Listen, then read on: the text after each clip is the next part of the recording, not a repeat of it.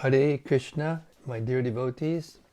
Welcome back to the daily readings of Srila Prabhupada's books, right here in Hythe, Kent, Southeast England, right next to the English Channel. We're here with Abhay Das Brahmachari, my trusty assistant and helper in all ways. My voice is somehow or other, I lost my voice a little bit today, but I can't not be with you. So you have to tolerate my voice. Thank you. Hare Krishna. Śrīmad-Bhāgavatam Mahima Stotram by Srila Sanatana Goswami glorifies the Śrīmad-Bhāgavatam like this. Sarva Shastrabdi Piyusha Sarva Vedaika Satpala Sarva Siddhanta Ratnaja Sarva Lokaika Drikprada. O nectar from the ocean of all scriptures, singular fruit of all the Vedas, rich mine of the precious gems of all conclusive truths, you are the only giver of sight to all the worlds. Sarva Bhagavata Prāṇa Śrīmad-Bhāgavata Prabho Kali Dvandoditaditya Shri Krishna Parivartita.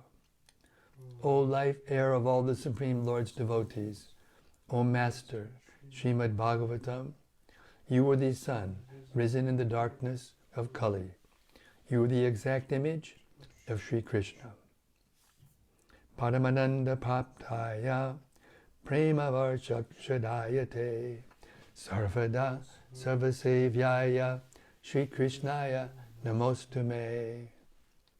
I bow down to you who are supremely blissful to read. Your every syllable pours down a flood of prema. You can always be served by everyone. You are Shri Krishna himself. Madeka Bando Matsangin Madgudo Man Mahadana Man Nistadaga Madbhagya Mad Ananda Namostute. My only friend, my constant companion, my spiritual master, my great wealth, my savior, my good fortune, my source of ecstasy, I bow down to you.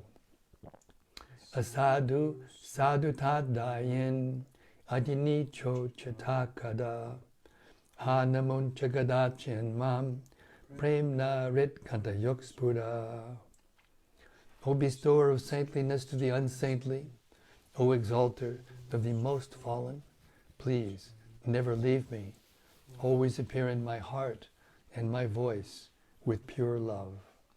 Om Namo Bhagavate Vasudevaya. Om Namo Bhagavate Vasudevaya. Om Namo Bhagavate Vasudevaya.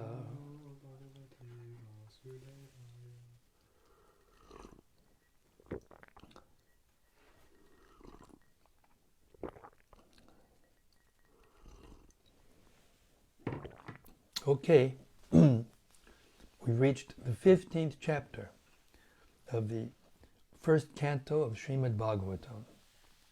The Pāṇḍavas retire timely. We begin with text 12. And Arjuna is responding to Maharaja Yudhishthira's questions after Arjuna just returned from Dwarka after a longer visit than expected. Arjuna is speaking. It was by his influence only that in a fight I was able to astonish the personality of God, Lord Shiva, and his wife, the daughter of Mount Himalaya. Thus he, Lord Shiva, became pleased with me and awarded me his own weapon. Other demigods also delivered their respective weapons to me, and in addition, I was able to reach the heavenly planets in this present body and was allowed a half-elevated seat. Purport. By the grace of the Supreme Personality of Godhead, Sri Krishna, all the demigods, including Lord Shiva, were pleased with Arjuna. The idea is that one who was favored by Lord Shiva or any other demigod may not necessarily be favored by the Supreme Lord, Sri Krishna. The idea is that one who was favored by Lord Shiva or any other demigod, the idea is that one who was favored by Lord Shiva or any other demigod may not be necessarily be favored by the Supreme Lord Sri Krishna. Ravana was certainly a great devotee of Lord Shiva, but he could not be saved from the wrath of the Supreme Personality of Godhead, Lord Ramachandra. And there are many instances like that in the histories of the Puranas. But here is an instance where we can see that Lord Shiva became pleased even in the fight with Arjuna. The devotees of the Supreme Lord know how to respect the demigods, but the devotees of the demigods sometimes foolishly think that the Supreme Personality of Godhead is no greater than the demigods. By such a conception, one becomes an offender and ultimately meets with the same end as Ravana and others. The instances described by Arjuna concerning his friendly dealings with Lord Sri Krishna are instructive for all who may be convinced by the lessons that one can achieve all favors simply by pleasing the Supreme Lord Sri Krishna, and that the devotees or worshippers of the demigods can achieve only partial benefits, which are also perishable, just as the demigods themselves are. Another significance of the present verse is that Arjuna, by the grace of Lord Sri Krishna, was able to reach the heavenly planets even with the self-same body, and was honored by the heavenly demigod Indradev, being seated with him half elevated. One can reach the heavenly planets by the pious acts recommended in the Shastras in the category of fruitive activities. And as stated in the Bhagavad Gita 9:21, when the reactions of such pious acts are spent, the enjoyer is again degraded to this earthly planet. The moon is also on the level with the heavenly planets, and only persons who have performed virtues only, performing sacrifices, giving charity, and undergoing severe austerities, can be allowed to enter into the heavenly planets after the duration of life of the body. Arjuna was allowed to enter into the heavenly planets in the self-same body simply by the grace of the Lord. Otherwise, it is not possible to do so. The present attempts to enter into the heavenly planets by the modern scientists will certainly prove futile, because such scientists are not on the level of Arjuna. They are ordinary human beings without any assets of sacrifice, charity, or austerities. The material body is influenced by the three modes of material nature, namely goodness, passion, and ignorance.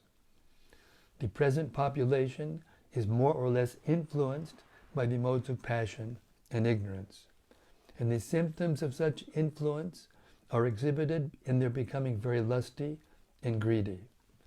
Such degraded fellows can hardly approach the high planetary systems. Above the heavenly planets, there are many other planets also, which only those who are influenced by goodness can reach. In the heavenly planets and other higher planets within the universe, the inhabitants are all highly intelligent, many times more intelligent than the human beings, and they are all pious in the higher and the highest mode of goodness. They are all devotees of the Lord, and although their goodness is not unadulterated, still they are known as demigods, possessing the maximum amount of good qualities possible within the material world. Text 13, sorry. Text 13.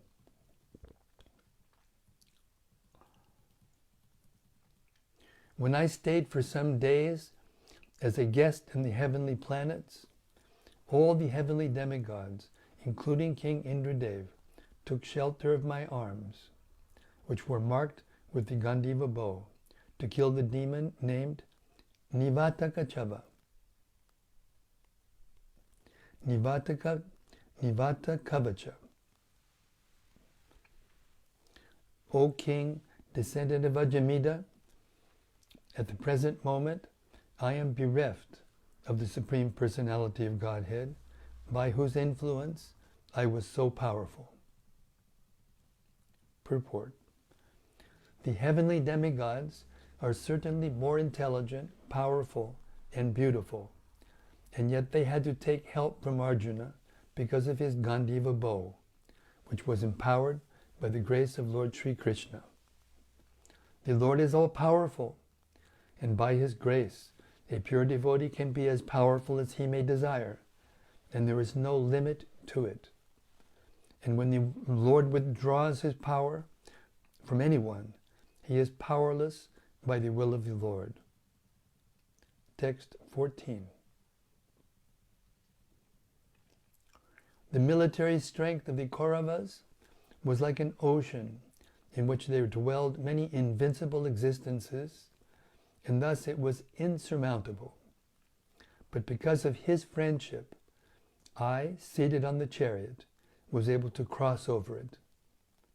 And only by his grace was I able to regain the cows and also collect by force many of the king's helmets, which were bedecked with jewels that were sources of all brilliance.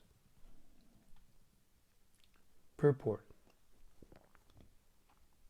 On the Kaurava side, there were many stalwart commanders, like Bhishma, Drona, Kripa, and Karna, and their military strength was as insurmountable as the great ocean.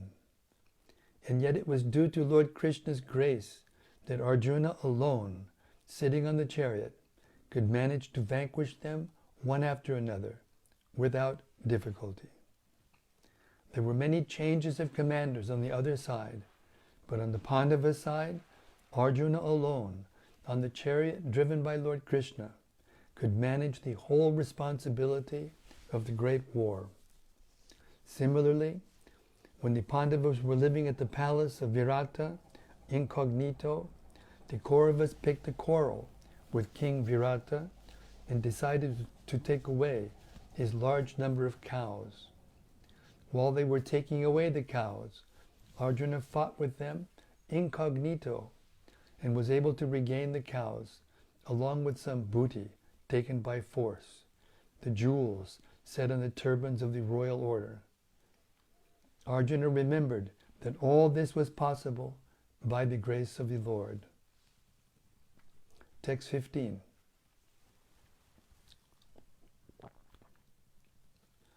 In the battlefield, it was he only who withdrew the duration of life, speculative power, and strength of enthusiasm from everyone in the great military phalanx made by the Kauravas, headed by Bhishma, Karna, Drona, Shalya, and so on.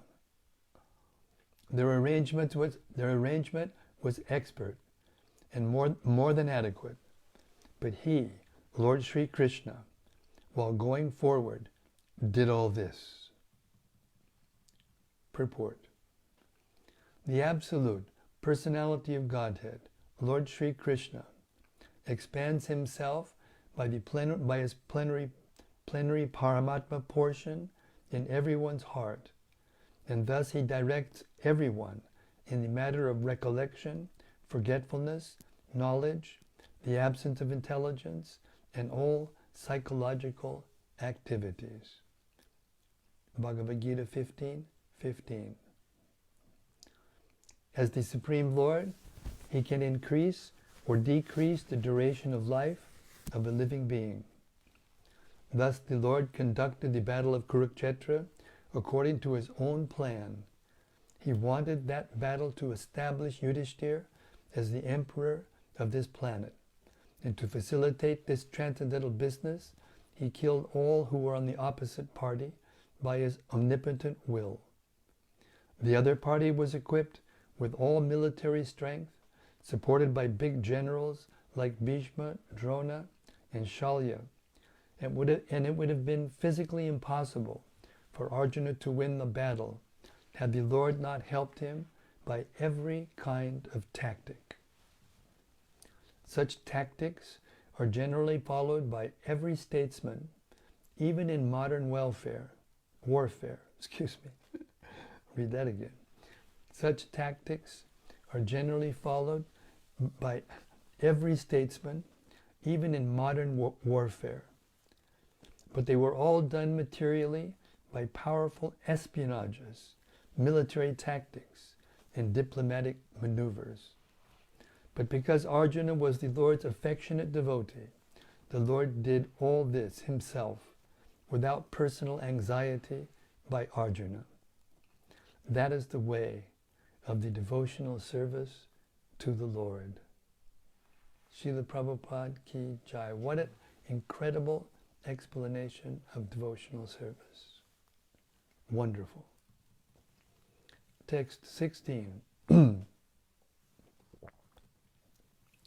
Great generals like Bhishma, Drona, Karna, Bhurishrava, Shusharma, Shalya, Jayadratha, and Bhalika all directed their invincible weapons against me.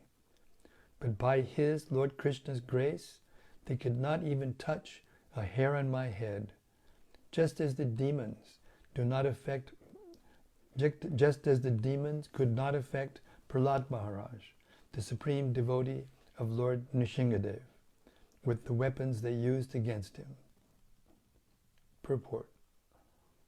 The history of Prahlada Maharaj, the great devotee of Nrsimhadev, is narrated in the 7th canto of Śrīmad-Bhāgavatam. Prahlada Maharaj, a small child of only 5 years, became the object of envy for his great father, Hiranyakashipu, only because of his becoming a pure devotee of the Lord. The demon father employed all his weapons to kill the devotee's son, Prahlada. But by the grace of the Lord, he was saved from all sorts of dangerous actions by his father. He was thrown into a fire, into boiling oil, from the top of a hill and underneath the legs of an elephant, and he was administered poison. At last the father himself took up a chopper to kill his son. And thus Nrsimhadev appeared and killed the heinous father in the presence of the son. Thus no one can kill the devotee of the Lord. Similarly, Arjuna was also saved by the Lord, although all dangerous weapons were employed by his great opponents like Bhishma. Karna, born of Kunti by the sun god, prior to her marriage with Maharaja Pandu, Karna took his birth with bangles and earrings, extraordinary signs for an undaunted hero.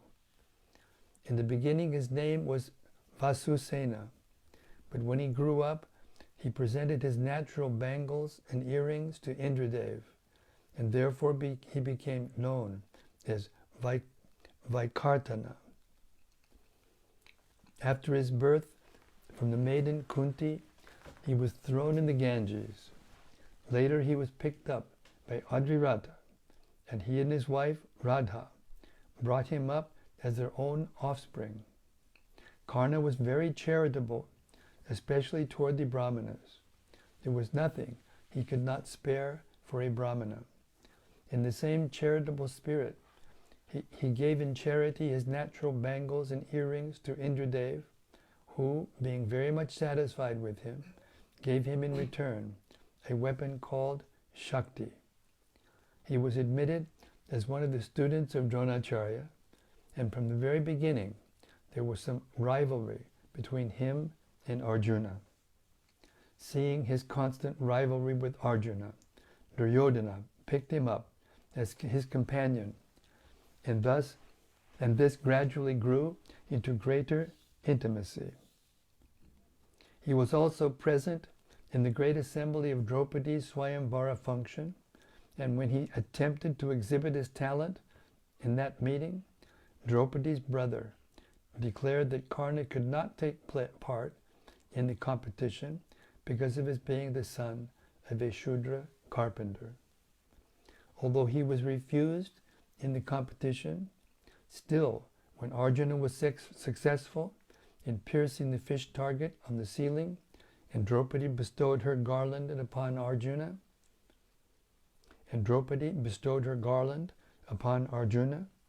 Karna and the other disappointed princes offered an unusual stumbling block to Arjuna while he was leaving with Draupadi.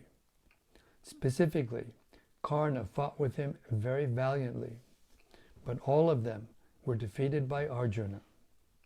Duryodhana was very much pleased with Karna because of his constant rivalry with Arjuna. And when he was in power, he enthroned Karna in the state of Anga. Being baffled in his attempt to win Draupadi, Karna advised Duryodhana to attack King Drupada, for after defeating him, both Arjuna and Draupadi could be arrested. But Dronacharya rebuked them for this conspiracy, and they refrained from the action. Karna was defeated many times, not only by Arjuna, but also by Bhimasen. He was the king of the kingdom of Bengal, Orissa, and Madras combined. Later on, he took an active part in the Rajasuya sacrifice of Maharaja Yudhishthira. And when there was gambling between the rival cousins, designed by Shakuni, Karna took part in the game, and he was very pleased when Draupadi was offered as a bet in the gambling. This fed his old grudge. When Draupadi was lost in the game, he was very enthusiastic to declare the news, and it is he who ordered Dushasana to take away the garments of both the Pāṇḍavas and Draupadi. He asked Draupadi to select another husband, because being lost by the Pāṇḍavas, she was rendered a slave of the Kurus. He was always an enemy of the Pāṇḍavas, and whenever there was an opportunity, he tried to curb them by all means. During the battle of Kurukshetra, he foresaw the conclusive result, and he expressed his opinion that due to Lord Krishna's being the chariot driver of Arjuna, the battle should be won by Arjuna. He always differed with Bhishma, and sometimes he was proud enough to say that within 5 days he could finish the Pāṇḍavas if Bhishma would not interfere with his plan of action. But he was much mortified when Bhishma died. He killed Gatotkacha with the Shakti weapon obtained from Indradev. His son, Vrishasena, was killed by Arjuna. He killed the largest number of Pāṇḍava soldiers. At last, there was a severe fight with Arjuna, and it was he only who was able to knock off the helmet of Arjuna. But it so happened that the wheel of his chariot stuck in the battlefield mud, and when he got down to set the wheel right, Arjuna took the opportunity and killed him, although he requested Arjuna not to do so. It's Krishna. Krishna put him up to it.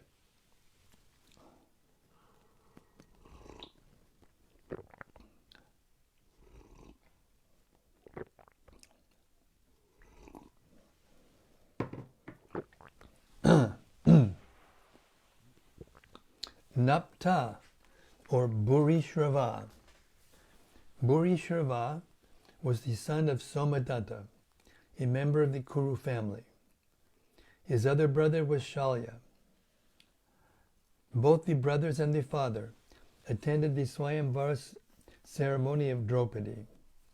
All of them appreciated the wonderful strength of Arjuna due to his being the devotee friend of the Lord, and thus Bhurishrava advised the sons of Dhritarashtra not to pick any quarrel or fight with them. All of them also attended the Rajasuya Yajna of Maharaja Yudhishthira. He possessed one Akshauhini regiment of army, cavalry, elephants, and chariots, and all these were employed in the battle of Kurukshetra on behalf of Duryodhana's party. He was counted by Bhima as one of the Yuttapatis. In the battle of Kurukshetra, he was especially engaged in a fight with Satyaki, and he killed 10 sons of Satyaki. Later, Arjuna cut off his hands, and he was ultimately killed by Satyaki. After his death, he merged into the existence of Vishwadev. Trigarta, or Shusharma, son of Maharaj Dhridachetra. He was the king of Trigarta Desh, and he was also present at the Swayamvara ceremony of Draupadi. He was one of the allies of Duryodhana, and he advised Duryodhana to attack Matsyadesh, Darbhanga. During the time of cow stealing in Viratanagara, he was able to arrest Maharaj Virata, but later Maharaj Virata was released by Bhima. In the battle of Kurukshetra, he fought very valiantly, but at the end he was killed by Arjuna. Jayadratha, another son of Maharaj Vritakshetra. He was the king of Sindhu Desh, modern Sindh, Pakistan. His wife's name was Dushala. He was also present at the Swayamvara ceremony of Draupadi, and he desired very strongly to have her hand, but he failed in the competition. But from that time, he always sought the opportunity to get in touch with Draupadi. When he was going to marry in Shalyadesh, on the way to Kamyaban, he happened to see Draupadi again and was very much attracted to her. The Pāṇḍavas and Draupadi were then in exile after losing their empire in gambling, and Jayadratha thought it wise to send news to Draupadi in an illicit manner through Kotishasha, one of his associates. Draupadi at once vehemently refused the proposal, but Jayadratha was so much attracted by the beauty of Draupadi that he tried again and again. Every time he was refused by Draupadi. He tried to take her away forcibly on his chariot, and at first Draupadi gave him a good dashing. Jai Draupadi, and he fell like a cut root tree. But he was not discouraged, and he was able to force Draupadi to sit in the chariot. This incident was seen by Domya Muni, and he strongly protested the action of Jayadratha. He also followed the chariot, and through Datrayika, the matter was brought to the notice of Maharaj Yudhishthira. The Pāṇḍavas then attacked the soldiers of Jayadratha and killed them all. And at last, Bhima caught hold of Jayadratha and beat him severely, almost to death.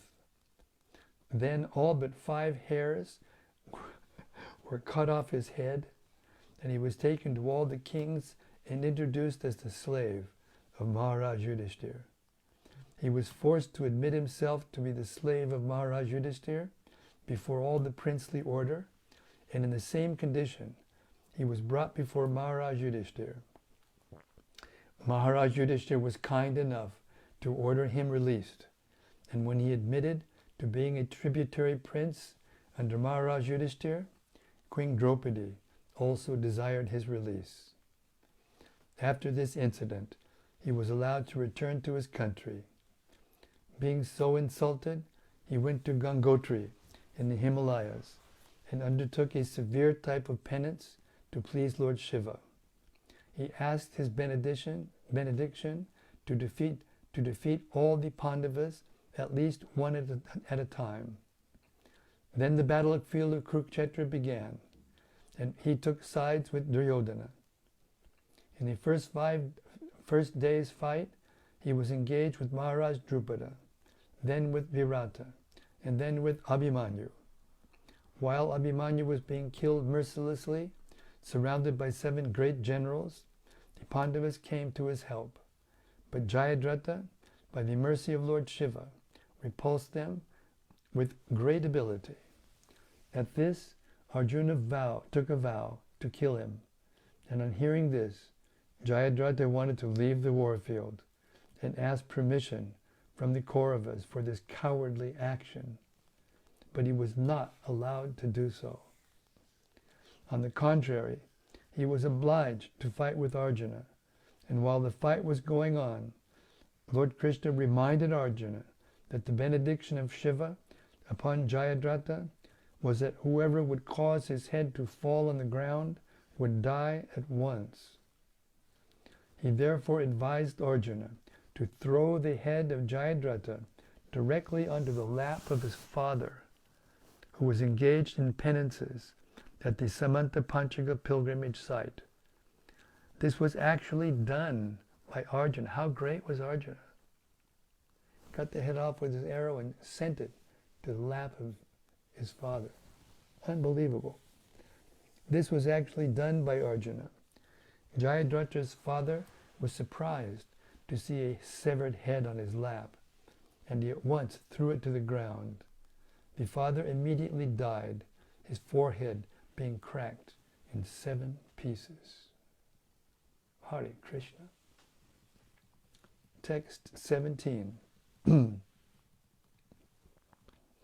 It was by his mercy only that my enemies neglected to kill me when I descended from my chariot to get water for my thirsty horses. And it was due to my lack of esteem for the Lord that I dared engage him as my chariot driver, for he is worshipped and offered services by the best men to attain salvation. Purport.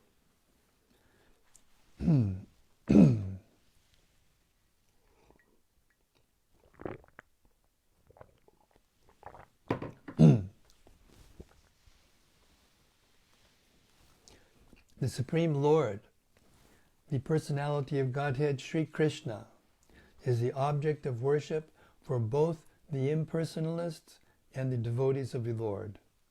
The impersonalists worship his glowing effulgence, emanating from his transcendental body of eternal form, bliss, and knowledge. And the devotees worship him as the Supreme Personality of Godhead. Those who are below even the impersonalists consider him to be one of the great historical personalities. The Lord, however, descends to attract all by his specific transcendental pastimes, and thus he plays the part of the most perfect master, friend, son, and lover. His transcendental relation with Arjuna was in friendship, and the Lord therefore played the part perfectly, as he did with his parents, lovers, and wives. While the Lord plays in such a perfect transcendental relation, by his internal potency, the devotee forgets that his friend or son is the Supreme Personality of Godhead, although sometimes the devotee is bewildered by the acts of the Lord.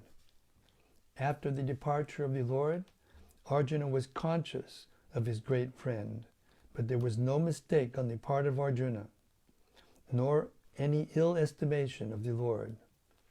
Intelligent men are attracted by the transcendental acting of the Lord with a pure, unalloyed devotee, like Arjuna. In the warfield, scarcity of water is a well-known fact. Water is very rare there, and both the animals and men, working strenuously on the warfield, constantly require water to quench their thirst. Especially wounded soldiers and generals feel very thirsty at the time of death, and it sometimes so happens that simply for want of water one has to die unavoidably. But such scarcity of water was solved in the battle of Kurukshetra by means of boring the ground. By God's grace, water can be easily obtained from any place if there is facility for boring the ground. The modern system works on the same principle of boring the ground, but modern engineers are still unable to immediately dig a well wherever is necessary. It appears, however, from the history as far back as the days of the Pāṇḍavas, that big generals like Arjuna could at once supply water even to the horses, and what to speak of men, by drawing water from underneath the hard ground simply by penetrating the stratum with a sharp arrow, a method still unknown to the modern scientists. Hare Krishna. What wonderful details. I'm thinking that there's so many details being given in the Bhagavatam here by Srila Prabhupada in his purports that there's no real need to read the whole Mahabharata, which is 100,000 verses. And also because Vyasadeva himself became satisfied even after compiling the Mahabharata. With the Srimad-Bhāgavatam, he was satisfied. Okay, we'll start at 18. We only did 6 verses because it was very long purports, wonderful purports. Okay, so please, our dear assembled sages, please get out your thinking caps and give us your reflections. Thank you. And to not just us, to all those who will listen to these daily readings in times other than the live reading. Hare Krishna.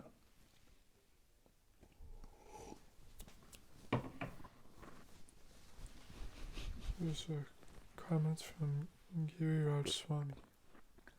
From Giriraj Swami? Oh my God, I'm embarrassed because my voice is so bad. Maharaj, Hare Krishna. He says, please thank you Maharaj for coming to our humble daily readings. Hare Krishna. Jai, all glories to Srila Prabhupada, all glories to your service. All glories to your service, Giriraj Maharaj. I've been listening to the last room conversations of Srila Prabhupada. And I was there for some of those days, some of those last days. I don't remember exactly how many days, but it was at least a week or two. And I keep hearing your voice, Maharaj. I don't know if you're still listening. You may not be. You may have just tuned in and then made that wonderful comment. Thank you again. But by hearing your voice with Srila Prabhupada and interacting with him in such confidential ways, taking care of so many important duties. You and Tamal Krishna Maharaj were appointed by Srila Prabhupada to be the final signers on all of his legal documents and financial, finances. Such intimate devotee and powerful Vaishnava. Giriraj Swami Ki Jai.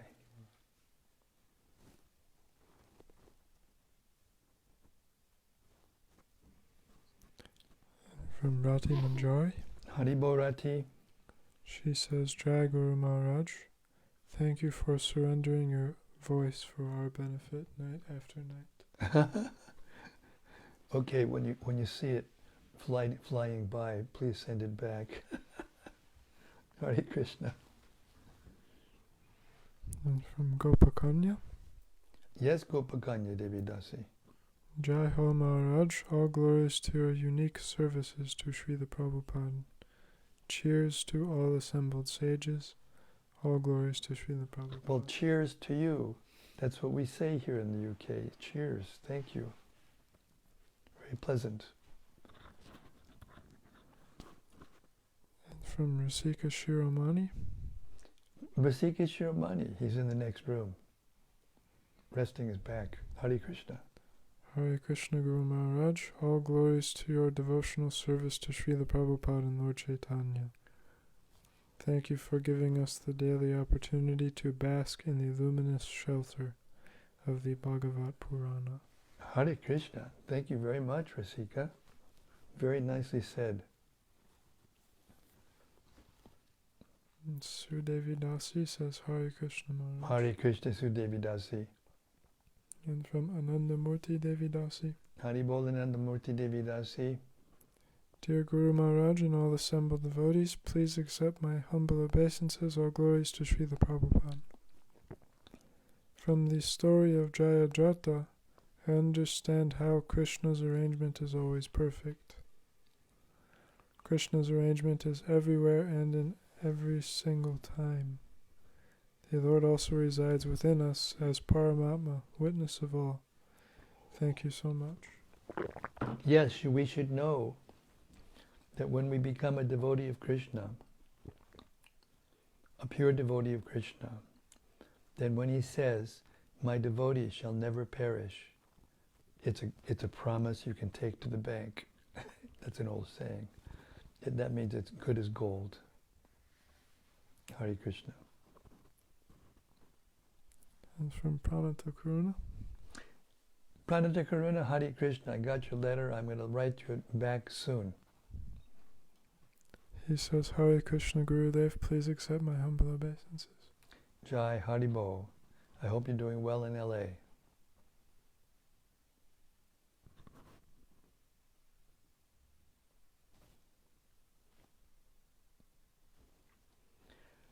Okay, thank you very much. I know what's happening here. I might have been born at night, but I wasn't born last night to get worse. But really, honestly, if I'm here doing this, then my voice is good enough. So please continue. Oh, bingo.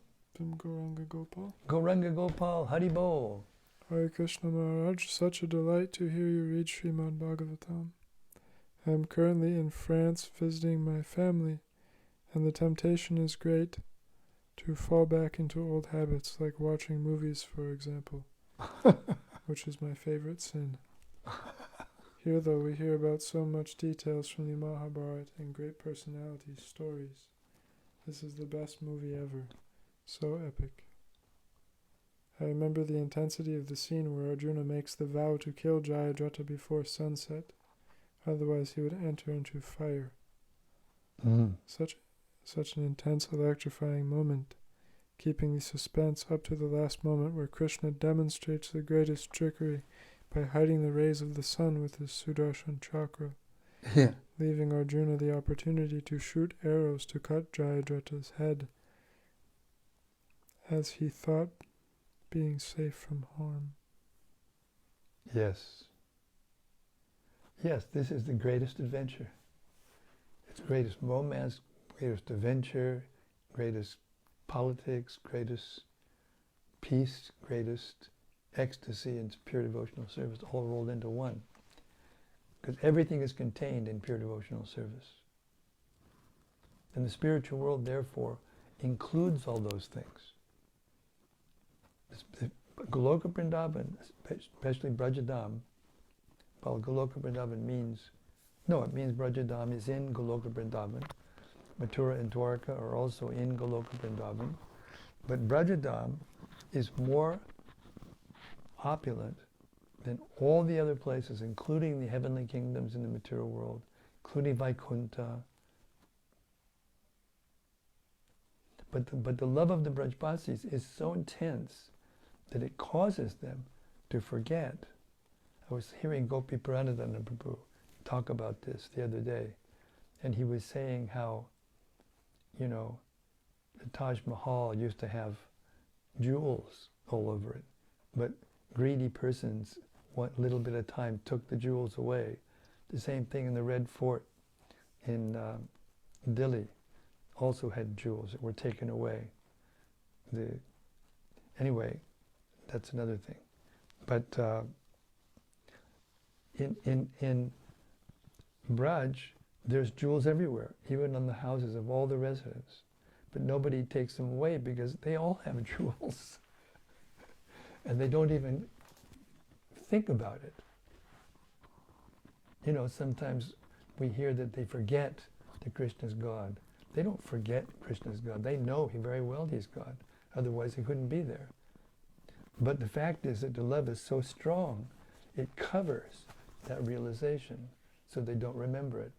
Every once in a while, like when Mother Yashoda was shown the whole universe inside, you know, his mouth, you know, she became, for an instant, just for an instant, bewildered, you know, and thought either it's a demon or Krishna's not well, or maybe I'm being affected by a demon or whatever. But then in just an instant, she was back worrying about Krishna if he was okay. And her motherly love covered over that whole, you know, realization. So like that, the Brajbasis, they're the most opulent people in all ways. They're the most knowledgeable people. They're the most expert musicians, the most expert business people, the most expert family members, the most expert everything. Therefore, as Srila Prabhupada mentions to us more than a few times, go back home, back to Godhead, because there you'll find everything you have here, but in perfection. You don't have to lose anything. You gain everything. Because there, Krishna is outside of the body. He's not inside the body, hiding in the super soul. And he can, because this is Nitya Lila, this is aprakat, means Krishna's outside and he can be with everyone at the same time. Whereas in his earthly pastimes, in his prakat Lila, he can only be one person at a time with them, except in rare cases when he expanded himself in Dwarka to be with the queens and in the rasa dance to be with all the gopis at once. But generally, he agreed to follow the rules of time and space. Therefore, he went from one place to another, and physically it appeared that he wasn't in all places at the same time. Except in special cases, as I mentioned before, just to make it sure that everybody actually knew that he is the Supreme Personality of Godhead. Hare Krishna. I don't know where that came from, or why. Anyway, Mananda Murti's comment. And from Bhakti-Rupa? Yes, Bhakti-Rupa. Hare Krishna Maharaj, thank you for reading each night. How can we improve our ability to give full attention to these Bhagavatam readings? How can you improve your ability to give full attention to the Bhagavatam readings? Well, first of all, try to be in a place where there's no distractions, if possible.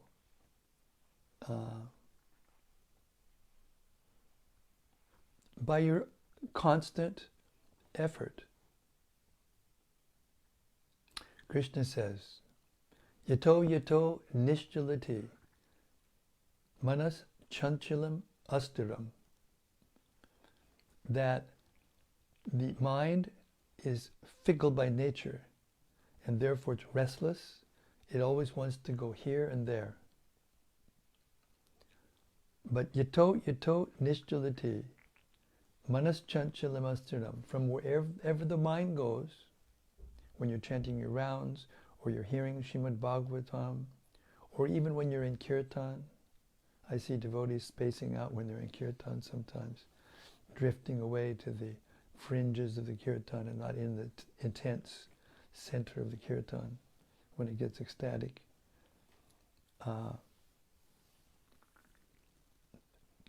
Go back. Bring the mind back. Constant practice. It can take years or even lifetimes, but it must be done. And as we hear in the 3rd chapter of the Gita, in verse 31, purport, you can look it up. In the beginning, one may not always be able to fulfill all the instructions of the Lord. But if one is not resentful of this principle and does not become overcome with hopelessness and defeat, he's sure to be successful by the practice of constant practice of devotional service. Hare Krishna. I hope that helps answer the question.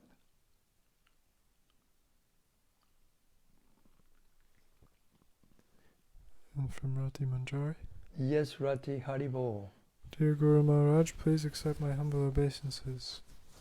Tonight again we heard how Arjuna glorified his great friend Lord Krishna in numerous ways while lamenting his absence. I was appreciating how beautiful and expertly Arjuna was doing that, and thinking how we could glorify Srila Prabhupada and our spiritual master in so many ways for their services.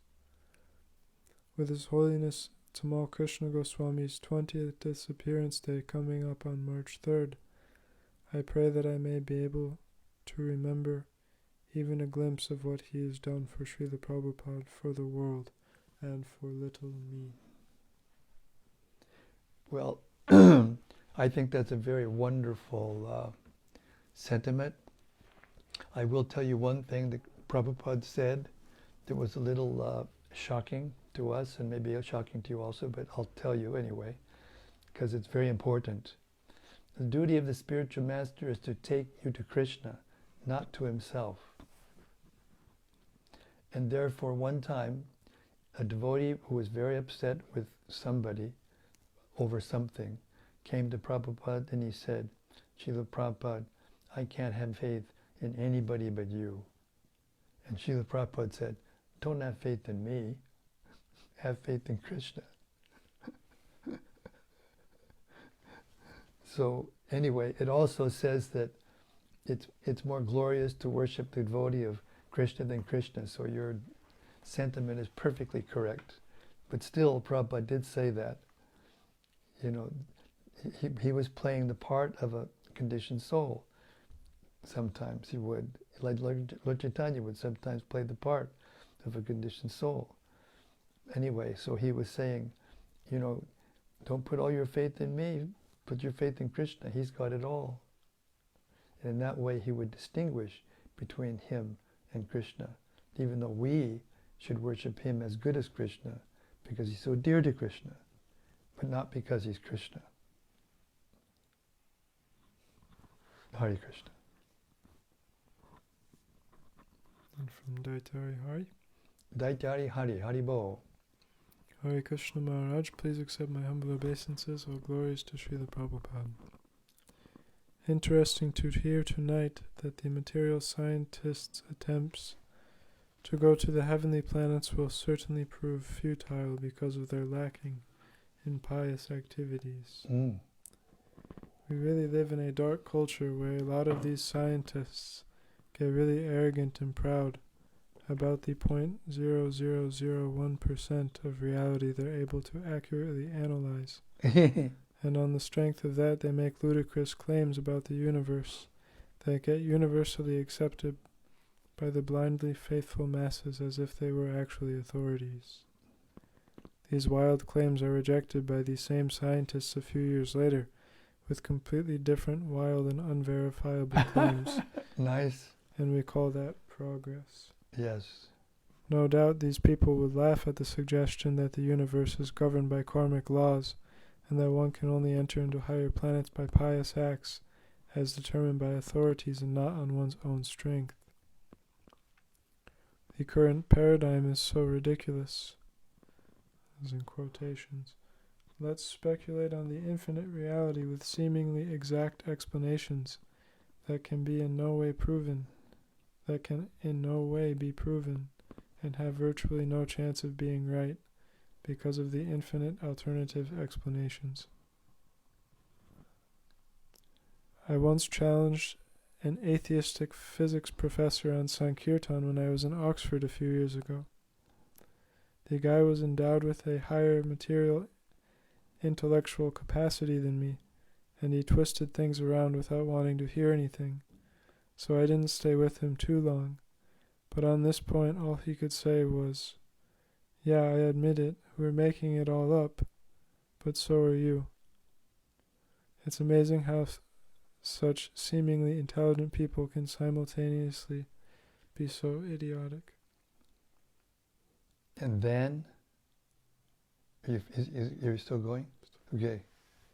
It seems so much more reasonable to start from the premise that we can't in any way know how the universe works from our very limited standpoint, and that only through gaining knowledge from sources higher than ourselves will we be able to come to a higher understanding.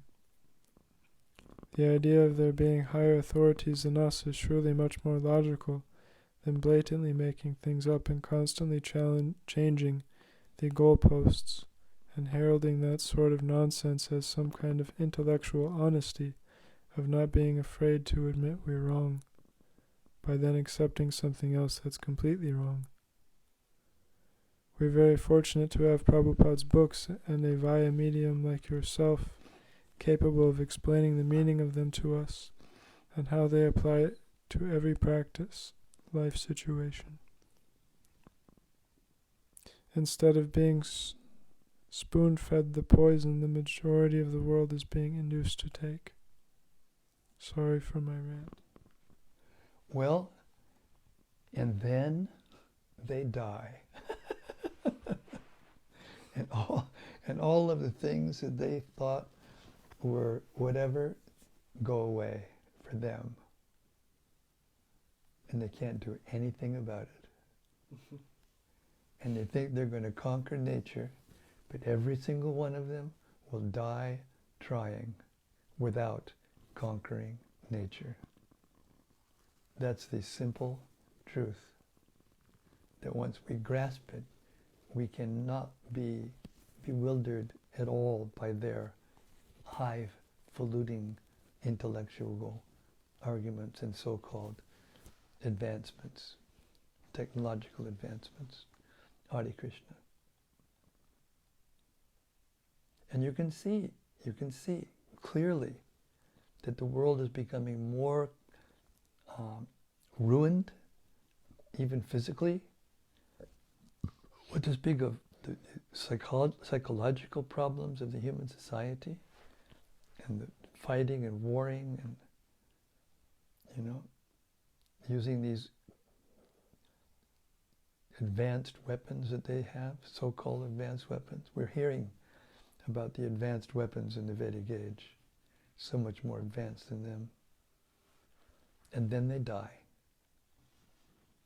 Again, and again, and again, and again, because they are supremely stubborn, like an ass, like a jackass. Hare Krishna, and thank you, saving mine too. That makes at least two of us, or however many of us are here tonight. It's from Bhakta Oliver. Bhakta Oliver, Hare Krishna, the whole Welsh crew is here tonight. Great. Hare Krishna Maharaj, please accept my humble obeisances. All glories to Srila Prabhupada. Thank you for the reading today. One reflection today was on, quote, "It would have been physically impossible for Arjuna to win the battle had the Lord not helped him by every kind of tactic," unquote. I was thinking how this relates to book distribution, and how it is noticeable that the Supersoul moves the book distributor in different ways to distribute books that would have been otherwise impossible. Yes, and I have the personal experience because I distributed books for years, and it was very clear that the consciousness that I was in immediately affected what the kind of people that would come up or that would stop. if I was in good consciousness, if my sadhana was strong and I was in good consciousness, then nice people would come, more. And I was able to do more books. So this is a wonderful realization. Keep yourself strong, keep yourself in good consciousness, and then Krishna will bless you with nice people. So even book distribution becomes less intense and less difficult, because it is difficult to approach people we don't know, and most of them are demoniac at least by influence, if not by nature. So thank you for that sparkling reflection. Hare Krishna. And from Rati Manjari. Haribo Rati. Thank you for reciprocating with me and broadening my perspective again and again. Hare Krishna. It's my duty and my pleasure. Śrīmad-Bhāgavatam ki jai. Samabeda Bhakta Brinda ki jai. Gaur Premanandi Hari Hari Bo. See you tomorrow night, same time, same place, same topic. We'll hear about how the Pāṇḍavas leave this world after they see that the Lord's mission is finished. Because all they were doing was helping the Lord in his mission. So let us help Srila Prabhupada in his mission to save the world. See you tomorrow. Hare Krishna.